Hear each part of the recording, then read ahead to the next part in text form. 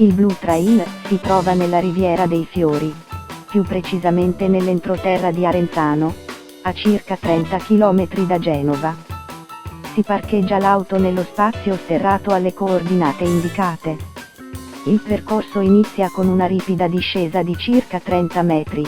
Non è particolarmente allarmante ma è, in ogni caso, aggirabile mediante sentiero, che parte circa 250 metri prima di arrivare al parcheggio.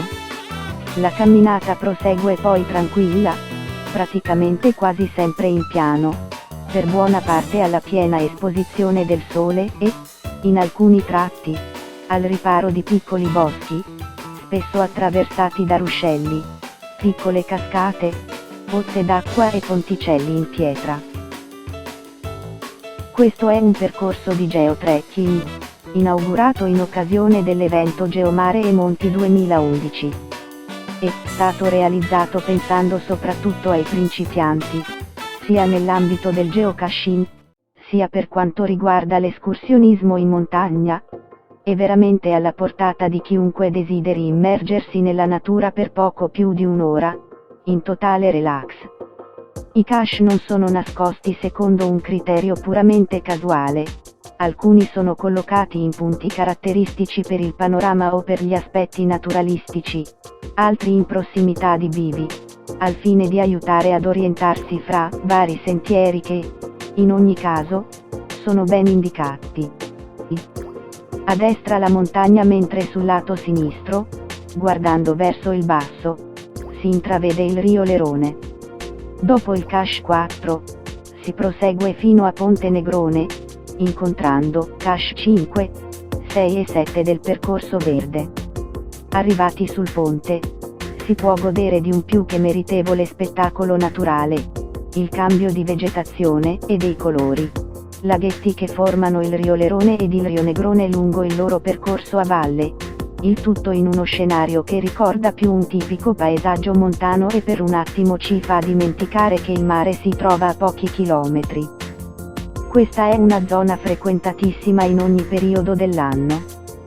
Tempi e difficoltà di percorrenza ridotti, unitamente ad un dislivello minimo, ne fanno meta ideale per famiglie con bambini piccoli, gruppi di adolescenti, biker e per gli amanti del jogging su sterrato.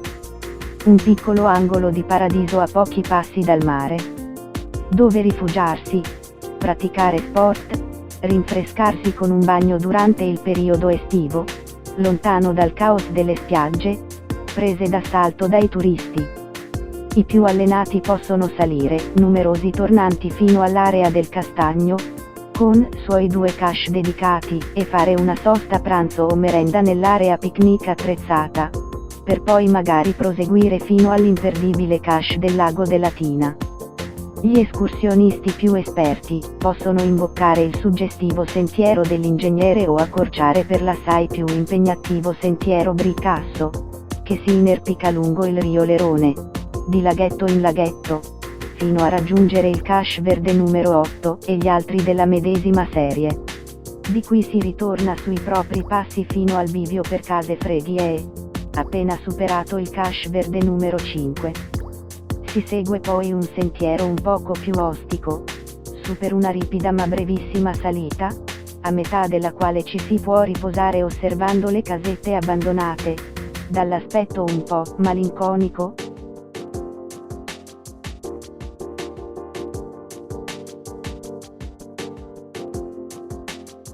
Dalla sorgente, passando cache blu numero 5 e 6, si ritorna su un percorso nuovamente pianeggiante, che con un'incantevole vista sul paesino di Lerca, conduce alla fine del percorso e dal parcheggio.